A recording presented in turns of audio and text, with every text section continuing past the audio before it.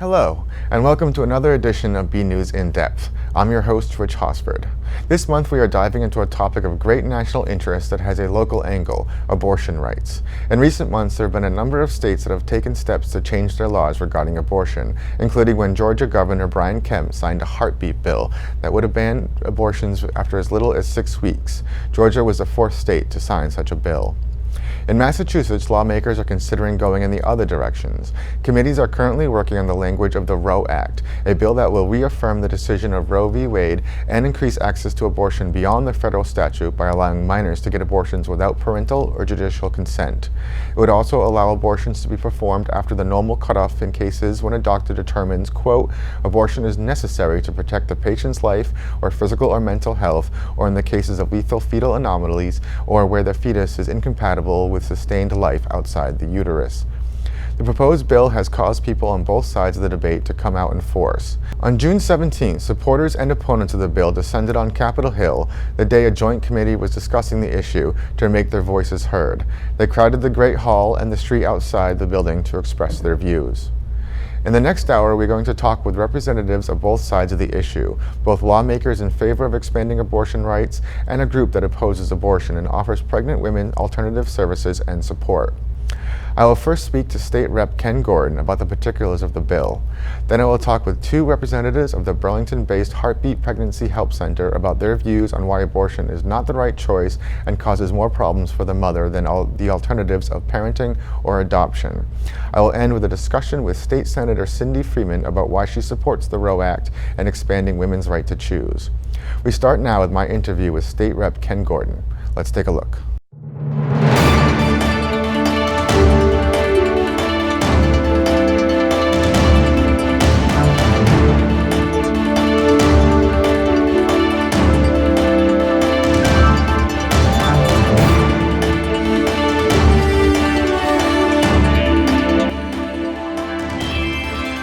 Joined by State Representative Ken Gordon to come talk about some of the mechanics and the intricacies of the bill. Ken, thanks for joining me. Thank you very much, Rich. Thanks for having me. No, I appreciate you coming in. So just want to start big picture. This is, Massachusetts has this law. There's been, ones in Georgia, Alabama. Why is abortion, in your opinion, such a hot topic right now?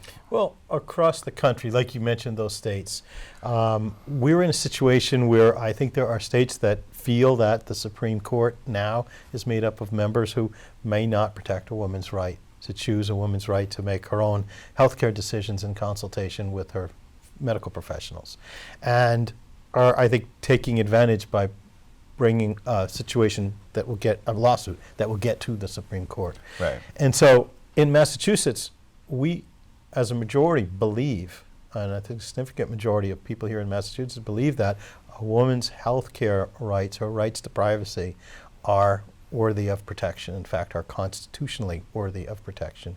And so we're going to pass a law that, or we're looking to pass a law, I should say, that codifies the rights that Roe versus Wade on a national level provided for women in this country. Right. Now, one of the things that we'll talk about is that this law does, and it's called the ROE Act, for people out there, does codify what Roe v. Wade has already sort of set, but it goes a little bit. There's parts of it that go beyond that. We'll get into the details, but why do you think that that is the right action to take rather than just kind of sticking with what's been sort of the law of the land until now? You're asking me why there are two additional parts that go a little beyond what Roe versus Wade does. And I think that the drafters of the bill, and there was a hearing on this bill about 2 weeks ago, we're here in early July, so at the end of June, there was a hearing on the bill, and the committee, the Joint Committee on the Judiciary, will consider it and consider the language in it. So currently, as drafted, there are two provisions, and I'll go into, you said we do, but let's talk about it now. One deals with the age of consent. So currently, a young woman under 18 has to consult with their parent, and if they can't consult with their parent, then they go to a judge for permission to seek to terminate an abortion with the assistance of a medical professional. No judge, I believe no judge has ever denied that permission. So what it really says is that, well, then ultimately, whose decision is it? This is a person who's old enough to conceive a child and old enough to be pregnant. Right. And so while we would love for that person to, and I would hope that that person would feel comfortable enough to go to a parent, sometimes that's just not the situation.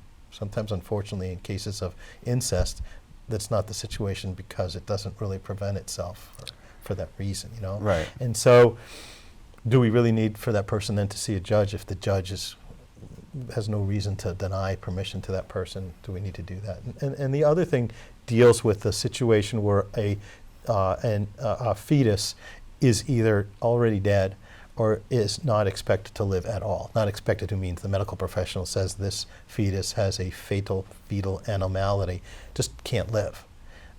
Do we have to require the mother to carry that fetus to term if the mother, in consultation with the physician, choose not to?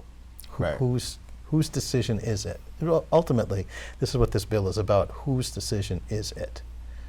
And I think that's one of the things that is getting a lot of attention, is this idea that, you know, so I mean, much later in the process than, you know, has been normally the practice. Mm-hmm. You know, do you think? I mean, I don't think that it's really worth giving much validity to, but there's been this sort of, you know, campaign of, you know, infanticide out there. What are you hearing as far as, you know, arguments, maybe spurious or otherwise, about, you know, this change in the law? Well, as you say, just the use of that word is a scare tactic, and people on, and you know, people in the political spectrum, and it's been directed on other bills, and it comes from that side of a sort of a fear-mongering political perspective. Want to exaggerate what a bill does.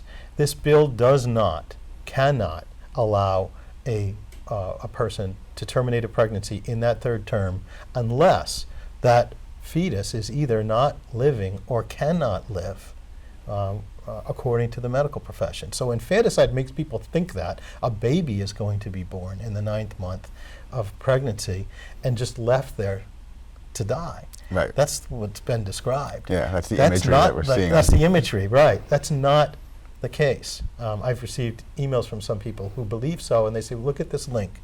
And I seem to, I'm curious, so I take the time, I look at the link. The links never support that contention. There is nothing in that bill that would allow a person to actually terminate a baby that could otherwise live. So even if there is some sort of a birth defect and things that happen, that doesn't pertain here.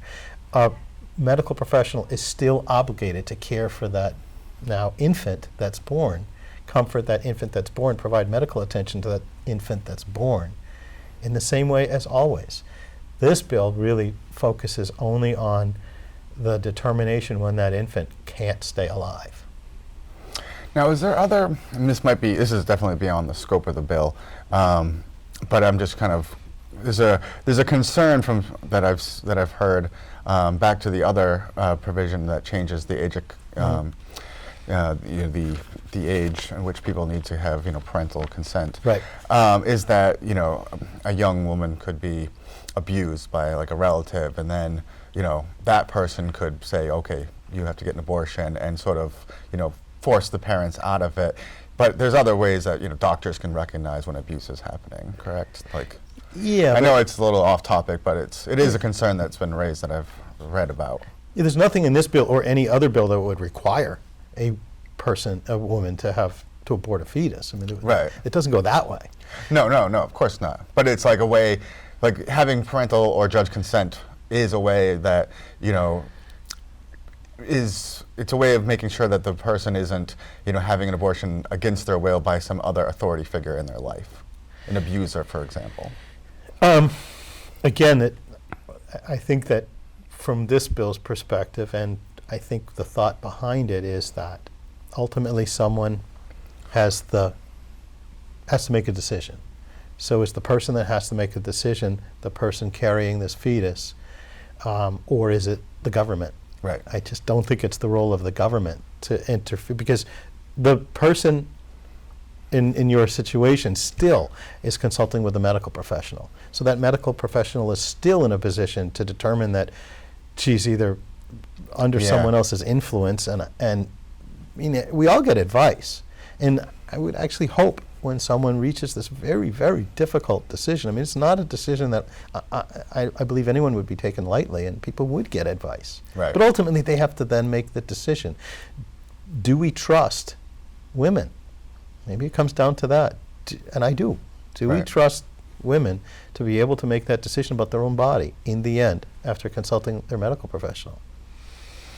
Now, one of the other, I think, changes that come about from this is the no longer required to be done in a hospital after the 24 weeks. Is that correct? And there's some pushback around that as well about. Yeah, I mean, there's language in there that on various. Some of the technical language I think will be worked on in committee. Mm-hmm. So we'll work on that to make that the best way possible, and it depends on definitions of things and the way that plays out. Now, of course, whenever some controversial or topic where people feel strongly about it, you're going to hear from both sides. What are you hearing from constituents in this area? I'm really hearing from both sides. We've heard from people, and frankly, the traditional people that I hear from when we have areas that involve, what we'll call religious morality. People that write and say, I believe that God feels this, that, or the other thing, and I write back and I say, I just don't think that we should be basing our laws on a religious tenet. I appreciate your position. I just don't think so. That's not our form of government. And then there are people who have, traditionally, when it's been these areas, believe that individual rights of privacy prevail over the rights of a government in that instance where we're talking about these very important and very private and personal rights and decisions. And where are we in the process? And, obviously, we have a Republican governor. How do you see this kind of playing out from where you stand right now?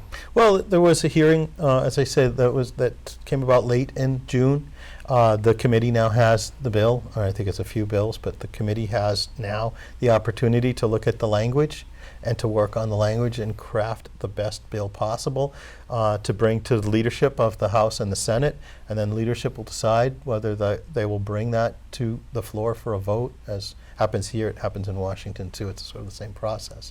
And then when that happens, we'll consider the language that's before us at that time, which may not be the same language in the bill as written now. Yeah. And is there any part of the language as written now that you might want to see changed at all, or? It's hard for me to answer that question because not being on that committee and not seeing the inner workings of what they're looking at and the focus of what we're seeing, I really would have to look at what they come up with. Yeah.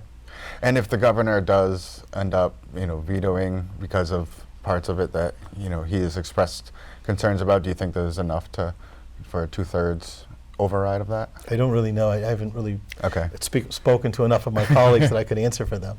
Sure. Any parts, just to help people get a better understanding that we haven't touched upon that you think is important? No, I think we have. I mean, the major part of this, we've talked about the two parts that have gotten the most, I think, media attention, the most focus. Right. But really what we're doing is that in Massachusetts, if Roe versus Wade is overturned, we want to be sure that here in Massachusetts we're protecting a woman's right to privacy, a woman's right to make medical decisions concerning her own body. I think that that the principle behind Roe versus Wade is that in the first trimester, there's really one life in being, and that flips eventually to that third trimester, and that's why there's a discussion. Right. That third trimester doesn't open up an opportunity for people to choose to end a pregnancy unless there's a very important condition that exists, which is this fatal fetal anomaly condition. It's not open-ended. There's got to be a medical determination before it happens. So what will normally be women in Massachusetts will confront if this bill passes. The major part of it would be that first trimester, and that would remain the same. And I think most of us in Massachusetts, the polls show, believe that a woman has that right to privacy. A woman's not truly free if a woman can't make that decision for herself, especially in that first trimester. Well, I appreciate you coming in and sort of going through the details of this, and I'm sure it'll there'll be a lot more discussion about it in the weeks ahead. Thank you very much, Rich. All right, appreciate you having me on. We go now to my discussion with Muriel Ostrowski and Eileen Cahill of the Heartbeat Pregnancy Help Center. I spoke to them about their views that abortion is immoral and poses dangers to the mother. I also asked them about the center and the services it provides for local women in need of assistance. Let's check it out. I'm now joined by two members of the Heartbeat Pregnancy Help Center. I'm joined by Muriel Ostrowski, who is the director, and board member Eileen Cahill. Thank you both for joining me. You're welcome. And I know we're going to talk about, the ROE Act, because that's what the focus of the show is, but I would like just to get a little background on what Heartbeat does and some of the services that you provide. So kind of for people who may not know, what you guys do, sort of let us know. Okay. Heartbeat is a pregnancy help center. We work with a lot of pregnant moms and women who have young children. We start when the moms are either expecting or have a baby under a year, and we help them with all kinds of things. Some with, emotional support, a lot of physical support in terms of baby items, car seats, strollers, beds for the babies, clothing, and continued assistance for a number of years. Some of the families have been coming and getting help for 10 or more years. They're all very needy families. People do call us occasionally wondering what they should what they should do. Or one woman called and she said, I really don't want to have an abortion, but I think I'm going to have to. And she needed support so she could make the decision she wanted to make. And last year we helped 410 babies that were born last year and are continuing to help many of them. We also continue to help a lot of families from previous years. This year we're up to pretty close to 200 already since the first of the year. And wow. That's, we deliver to a lot of the families because they don't have vehicles and don't have a way to get to us. All the families are north of Boston. There are certainly a number of families in Burlington, Woburn, Wilmington, areas right close by, and a lot of the others are Lynn, Lowell, Lawrence, and surrounding communities. And you can help people with things like, baby supplies, car seats, things like that. Mm-hmm. And you also help, as we were talking earlier about, if someone needs maybe help navigating Mass Health or something like that to get them. They have questions about how to get Mass Health, questions about how to sign up for WIC, Women's, Infants, and Children, to get support with some food and with baby formula and things like that as the baby grows. And we do help with occasional gift cards to grocery stores, things like that for the families so that they aren't, they'll call when they're really desperate and we'll try to help them out. So. And, I noticed, on your website you have information to help people. You also have sections, about some of risks of abortion and Mm-hmm. stuff. I guess, what's your approach or philosophy about the issue of abortion? Well, Eileen and I are both certainly very pro-life. Mm-hmm. We're not going to advise anyone to have an abortion. We're going to talk to them about the services we can provide that would help them not feel they have to do that. I know a lot of the studies show that a lot of the women who are going for abortions are being pushed into it by boyfriends, husbands, parents. One study showed 60-something% of the women that were going to a variety of abortion clinics were not feeling that was their free choice. And a lot of times I'll say to the woman if she calls up looking for an abortion, which doesn't happen often, I'll say, well, we're actually here to provide a ton of assistance so that you might feel that you might want to make one of the two other choices, and we'll talk about that. And sometimes they'll say, I didn't want an abortion, but I don't want an abortion, but I don't think I have any choice. And I'll say, you always have a choice, and we're here to help if you'd like to make one of those other choices. And what are some of the other choices that you try to? Well, most of them choose parenting. Yeah. I mean, certainly adoption is an option. Very few choose that. And what do you think makes somebody go from considering an abortion to, parenting? They seem like the polar opposites rather than adoption. Well, I think for one thing, a lot of them think that if they place for adoption, there's kind of still strings hanging. And some of them don't want to have later on contact with the baby, and they just kind of I just want this over with. I'm scared. I'm in a situation I'm not comfortable with. I want to get it over with. A lot of them want a parent, or they just don't think there's any support out there. The boyfriend has already taken off, if a part's unknown, or the husband is gone if there was one, or they've got, several other children and they're feeling kind of overwhelmed. And a lot of times they just some of the moms just feel like if I had some support, that's really what I'd want to do. I don't want to have an abortion. So if we can provide support so that they feel that that's not something they feel they have to do even though they don't want to do it, then sometimes they'll choose to parent. Okay. And do you guys have a stance or assistance with birth control or preventive? It's interesting. We don't advise birth control. And certainly a lot of the birth controls that are available, the chemical ones, I will let the women know what they do. A lot of them do allow the baby to be conceived and not implanted, and the chemicals don't prevent the actual conception. And there's certainly a couple of others that do. I'm concerned. A lot of the women, birth control, most of the birth controls make them more susceptible to STDs, and certainly more susceptible to being abused by men that don't care about them. So we try to talk about healthy relationships, some if we have the opportunity. Certainly I can't speak Spanish, and I don't get into those kinds of discussions with the Spanish clients. But occasionally, someone will sit down and they'll talk about, how this guy left and the guy before left and this other one left, and we'll talk about choices, about what kinds of choices you can make to have a better life, rather than keep putting yourself in a situation to be used and left. Right, but I mean, when also just having birth control prevent the need for have that choice of abortion. Actually, it doesn't. You'd be surprised. Over 50% of the women going to Planned Parenthood for abortions were on birth control. They were using some form of birth control. And every time in a culture like England, in fact, England did this a while back, they said, we need to give a whole lot more birth control to teenagers. As soon as they did, the pregnancy rates went up because they increased the risky behavior. There were women who probably thought, I'm not going to do this because what if I get pregnant? I've got the birth control now, I'm fine. And certainly teenagers, for example, are not reliable about doing things on a regular basis, like making their beds and, taking care of their clothes or whatever. And trying to remember to take a birth control pill every day is not all that helpful. Plus, there's a lot of risks to the birth control. A woman who's been on chemical birth control for 5 years before she has her first pregnancy is like 2 or 3 times more likely to get breast cancer.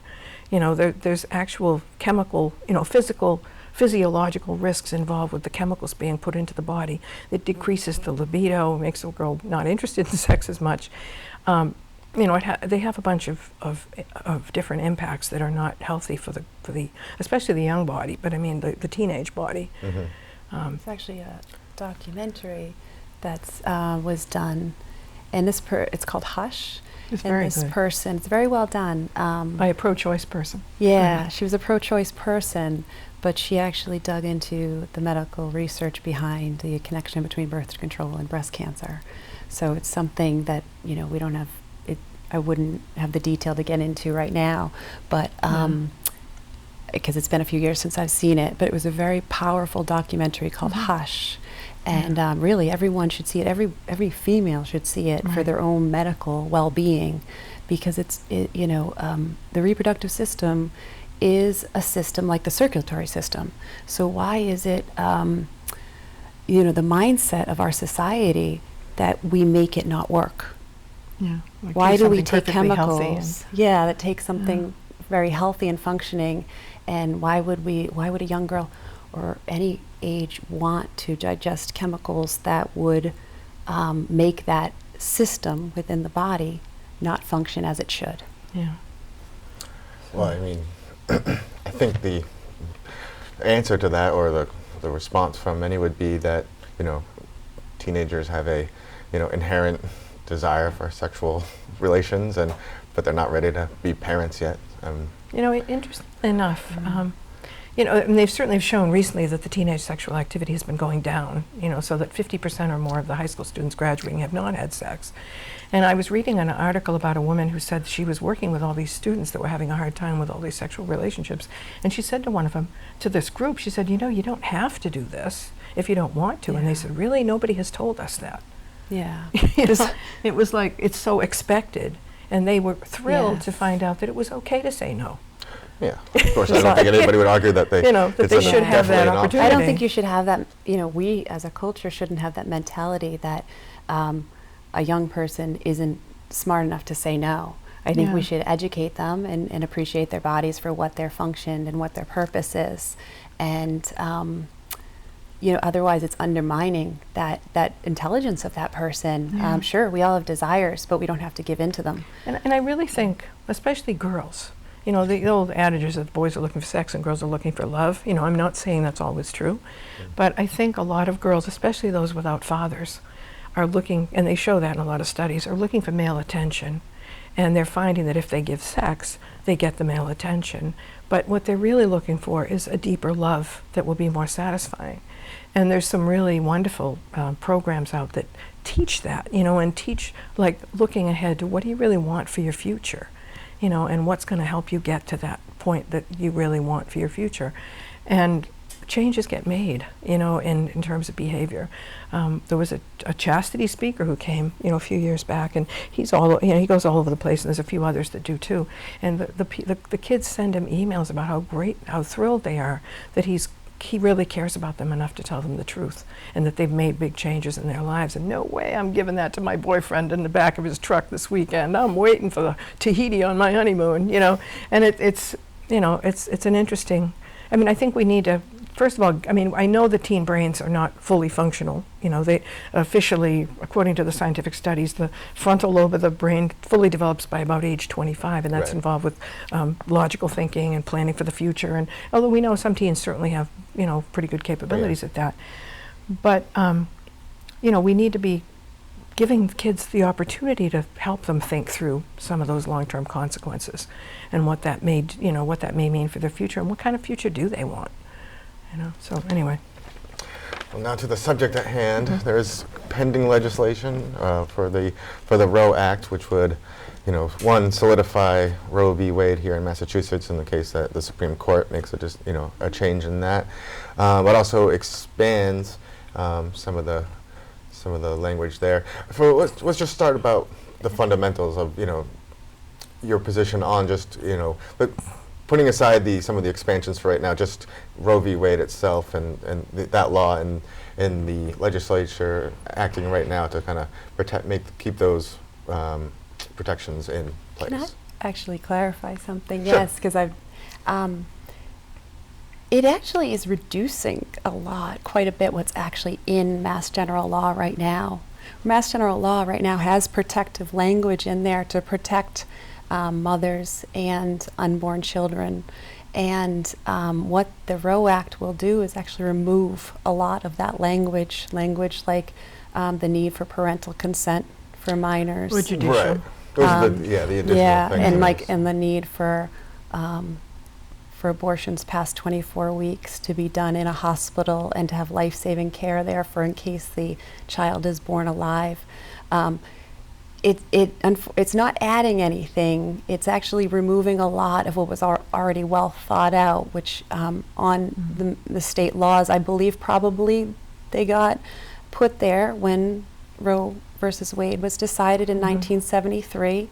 And as far as that, I think it's a scar on our United States history. I think we're getting to the point that we're going to look back and say, wow, that's a chapter like slavery was, and shame on us for killing these unborn children, because I think, I know technology has caught up.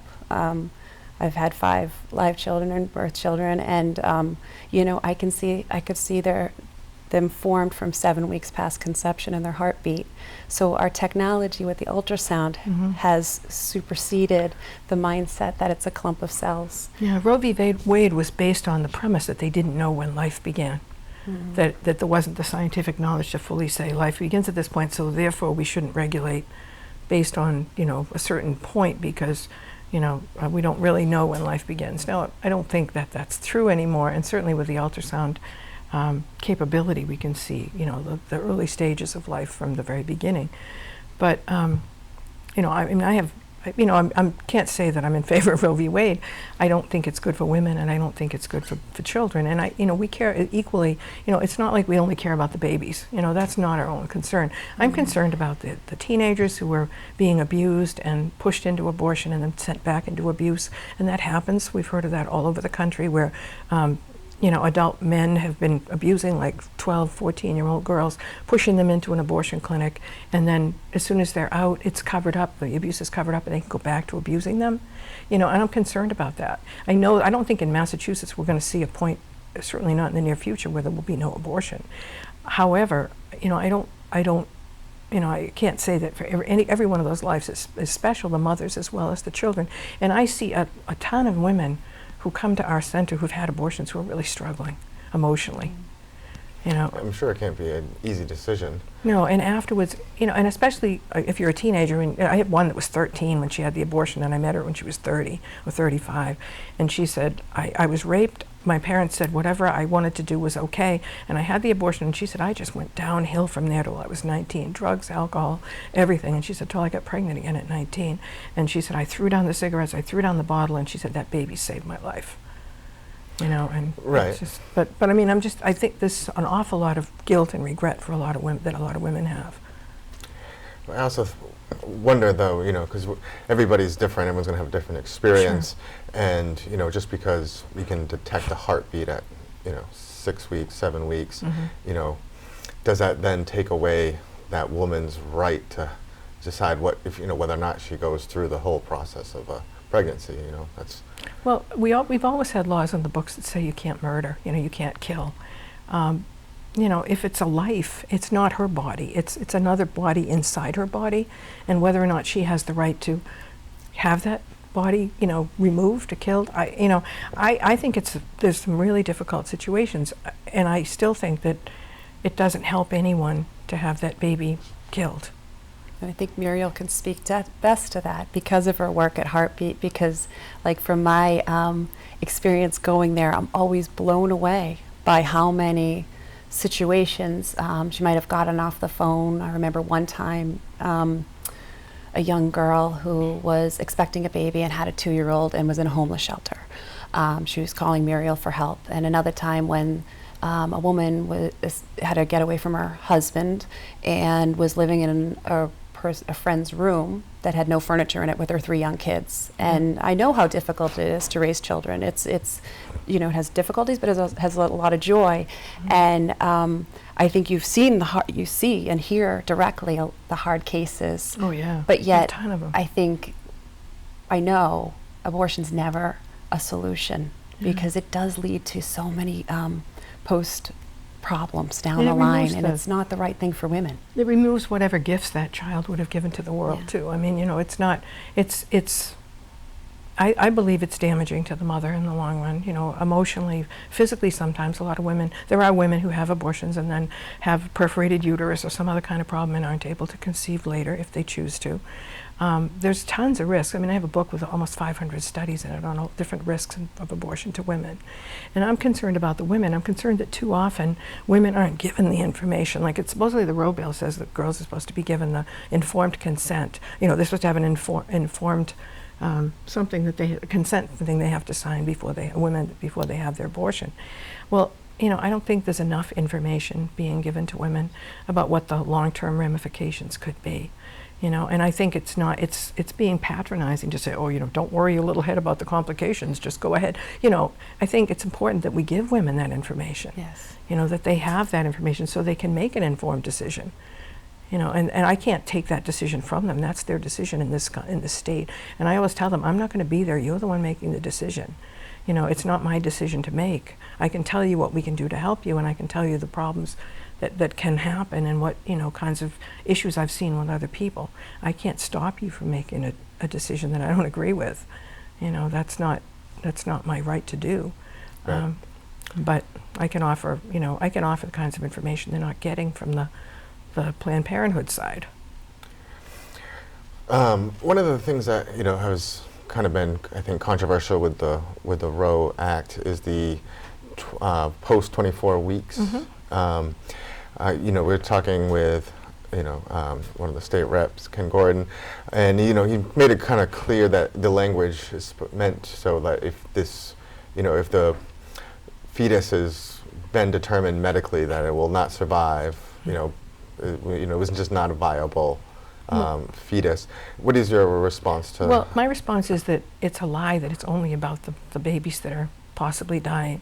And I do know that a lot of women have waited and had the baby and held it for a little while and had a sense of closure. And some of them have had a much better experience than the ones who aborted at an earlier age. But my concern is the way the language is written. It says after 24 weeks, if in the best judgment of the physician, it would be the best situation for the mother based on her emotional health, her psychological health, her familial situation and her age, and also in cases of fetal anomalies. It's not just cases of fetal anomalies. And certainly some of the times when they say there's a fetal anomaly, the baby's born just fine. And I'm not saying that's always. And some of the times, you know, within a few weeks they would have died anyway. And sometimes I know people have had, like I said, had a little while to just hold that baby and feel like they loved it, you know, and that they didn't cause its death. And for some people that's devastating. My nephew had a friend who had an abortion at 21 weeks because she was told she had to, because the baby had fetal anomaly. She ended up committing suicide not too long later. You know, so I mean, yeah, it's a very complicated situation, and plus they want to be able to do these in clinics that are not hospitals, that have no medical sanitary, you know, inspections and regulations, and there's huge the risks go up incrementally as the woman is further along in the pregnancy to her if she has an abortion. I was reading one of the testimonies where the doctor said that after 20 weeks, the risks each week go up 38% to the mother in terms of having medical issues, you know, hemorrhaging and other kinds of issues from the abortion. So it's not just the baby who dies, but the mother who also, you know, could have some serious long-term health problems or possibly die. I mean, there's certainly occasional situations where a woman dies from an abortion. I'm not saying it's frequent, but it happens. It also takes out the language that exists right now for in cases of abortions post 24 weeks. Right now, Mass General Law has language saying that it shall be done in a hospital with life-saving equipment in the room. So in the case that the infant is born alive, or the fetus is born alive, the baby, that the doctor should take every reasonable effort to save the life of that child with the life-saving equipment that is in the room.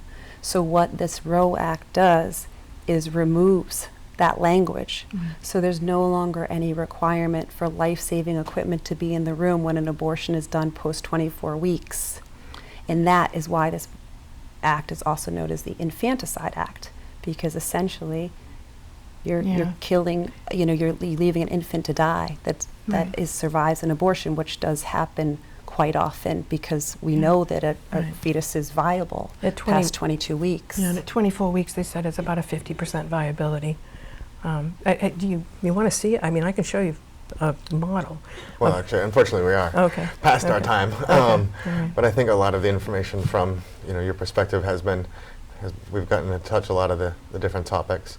I know there's a lot of, you know, passion around this issue, and I really appreciate you coming in and sharing your thoughts and feelings about it. Yeah, and you know, I have to say I became a volunteer for Heartbeat about 6 years ago. And, you know, residents of Burlington should be so impressed with Muriel's work at Heartbeat Pregnancy Help. All the people. We all the volunteers. We're all volunteer. It's an all volunteer-run organization, and it is impressive for a small space. It gets a lot done, and like you said, over 400 new babies received help. the help, like the essential equipment that the women need. So that to me is real support, and they don't. It's not just then. It's they call back. They call, and you know, kids grow, right? And kids we have really toys grow. For tots and giving trees at Christmas. Yes, and they accept gently used. If there's any moms out there, we accept maternity and children's gently clothing. used maternity clothes and children's equipment. clothing and any baby equipment. That's actually how I found out about Heartbeat, because it's actually really hard to find a place that will receive gently used items. So But a lot it's of what we really a give out is gift to new our anyway. community, for sure. All right. Yes. Okay. Well, thank you for very having good. us. Well, thank you very much. Finally, I spoke to State Senator Cindy Friedman, who supports the bill and the expansions of women's right to choose. We talked about what the ROE Act would do and why she thinks it is vital at this moment to stand up for women's rights. Let's take a look. All right, I am now joined by State Senator Cindy Friedman. Senator Friedman, thanks for joining me. Happy to be here. It's an important topic, and I know it's one that you're interested in. I just wanted to start. Why now? Why do you think this bill or the ROE Act is sort of become an issue at this time? I think because of what is happening in the rest of the country, in Alabama, Missouri, Louisiana. I think people are feeling under threat that these protections can be taken away, and Massachusetts, I think people in Massachusetts want to ensure that those protections remain. So I think that's why we're seeing it now. And without this act, would Roe, if at the Supreme Court level, it gets overturned or whittled away, would that affect Massachusetts by default, or is this something a little extra, that protection? It may affect Massachusetts. Massachusetts law was put into place in 1975 and was in fact a reaction to the Supreme Court decision. So there are some barriers for women getting access, and so I think this people would be concerned that there would be more erosion of that. So to be sure and to ensure those protections, I think that you're seeing the ROE Act now. Now, this has been a controversial thing in this country for decades, and especially it seems like in the last 10 years or so. But talk about your personal, why you believe it's important for women to have the right to choose an abortion if they decide on that. I think it's a fundamental right that we all have control over our own bodies, and the decisions that we make about our bodies should be between us and medical professionals, and I believe that very strongly. And what are some of your thoughts of some of the other restrictions that we're seeing in other parts of the country? You mentioned Alabama, for example, with 6 weeks heartbeat bill. Do you think that kind of fundamentally just pretty much takes their choice away because it's such a short period of time? I think there is no choice there. I think it's very, very, very limited where it is, and it leads to some very troubling consequences. And now it's a woman can be arrested for murder, a doctor can be arrested for murder, and I just don't think we want to be going there. I certainly don't want to be going there. Yeah, it's a sort of a very heavy-handed approch. Very. For government, by people who want government out of their lives. Out of their lives, a lot of right. other places. Right. This seems to be one exception.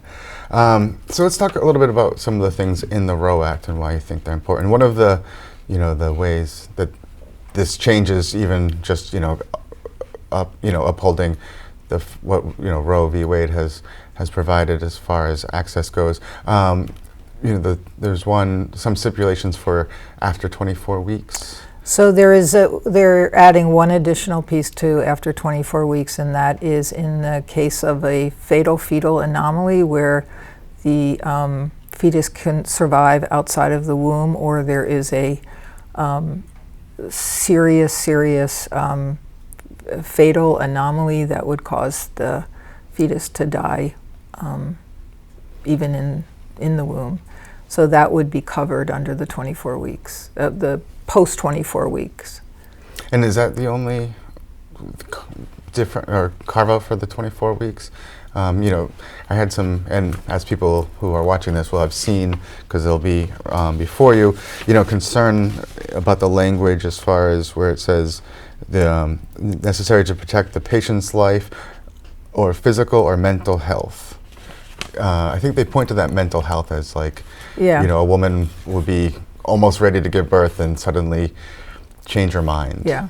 What's your response to that? So I think we're looking at the language to ensure that it's the intent that people had. But as a woman who has carried children to term, I can't imagine a woman who would carry a child for 8.5 months or 8 months, and then that woman would say, "Oh, you know what? I don't want to do it anymore. I think I'll just terminate. I mean, I don't know of anybody who would do that. I know people who would struggle through their pregnancy because of serious issues, maybe both physically and mentally. But I want somebody to show me where this is going to be something that's going to be used by women to willy-nilly end a pregnancy. So you think it's sort of a case of argument by finding like the most extreme possible? Yeah, I think it's, we're grasping at things to show how, to show an intent that is not there. Now, one of the other changes, if I understand the Act correctly, is that it allows, in that post-24-hour or 24-week time frame, for abortions to be done outside of hospitals. Why do you think that? All abortions are pretty much done outside of hospitals now. That's not a change. And if you are, we license all of our clinics. They are licensed by the Department of Public Health. They are only allowed to do the things that they're allowed to do because they have been deemed to have all of the experience, equipment, and resources to be able to do that. So we're not changing anything. This is where abortions are conducted for the most part in the Commonwealth today. So nothing's changed. So and when you say license, these facilities are, as regulated as other regulated medical and licensed facilities? As medical facilities, and they are not allowed to do anything that they are not licensed to do, and they are licensed to perform abortions, and so they're being regulated as such. And one of the other provisions of the Act is the elimination of parental consent. Right. Can you talk about, why you think, what your thoughts on that are, why you might think it's important to have that in there? Well, I think there's a couple reasons. First of all, there is pretty strong evidence that the rate of young women leaving our Commonwealth to get an abortion has increased by 300%, while the rate of abortions for young women in general has gone down. So people are leaving, something's not working, they're leaving the Commonwealth to have an abortion. Look, I think that an abortion decision is better made not by some judge who's sitting up there and doing whatever judges do. I think it's better made between a woman and her medical professional and her doctor. And so that's the first reason why I think that's a decision to be made in that milieu, and not by a judge who has no understanding of you, who is not having a discussion with you, is not privy to the medical issues that people might be facing. So that's number one. Number two is that a woman in this state, regardless of her age, has full control over her pregnancy. She is the sole determinant of what kind of care she gets, except to have an abortion. So we give her all of this responsibility to take care of herself and to do what's necessary to have a proper, a healthy pregnancy. But we don't let her decide whether she can have an abortion or not. That seems kind of at odds for me. I don't understand that. And we, many of us, have experience of loving, kind, supportive families. But there are many, many women and many young women who don't in this Commonwealth and across the country. They are survivors of abuse or incest or rape or serious trauma. Mm-hmm. Those women don't necessarily have a parent that they can go to and say, help me, this is my issue and this is what's happened to me. I would rather that be done between that young person and a medical professional than I would between a judge, who, by the way, I'm not sure that there's much data that says that a judge doesn't just automatically allow the abortion. So it's not like it's steeped in anything that is showing us that that person is getting support or helping with their issues or anything. That's something that a doctor can do. Furthermore, a judge is not a mandatory, it does not have mandated requirements to report rape, abuse, incest, but a doctor does. So if I'm my likelihood of being somebody who's 13 years old and goes to a doctor because she's pregnant, there are a lot of questions to ask that person, not the first of which is, let's talk about an abortion. Right. First of which is, what happened? How did that happen? How can we help you? What do we need to do to make you safe? Because clearly you're not. So I think for all of those reasons, I think that this is something that we should do. And I'm not particularly comfortable. I have a daughter. If my daughter were in that situation and felt like she couldn't come to me to talk to me, it would be heartbreaking for me. But I would want her to go to a professional, a doctor who she could talk to, much rather than I would have her go to a judge. Yeah. Not even to say the logistics of that are like mind-blowing, which is probably why so many young women leave the state. It's probably easier to leave the state than it is to figure out how to get to a judge, to have that judge determine whether you're allowed to have that abortion or not. Yeah, that probably would be a daunting task for, where do you start? For an adult, right? What do you, let's see, you have to figure out a lawyer, you have to find a lawyer, you have to figure out what you have to do, then you have to get there, you have to stand before a judge, you have to miss school or miss work or, all of those complications that would come, just the logistics of it are daunting to me.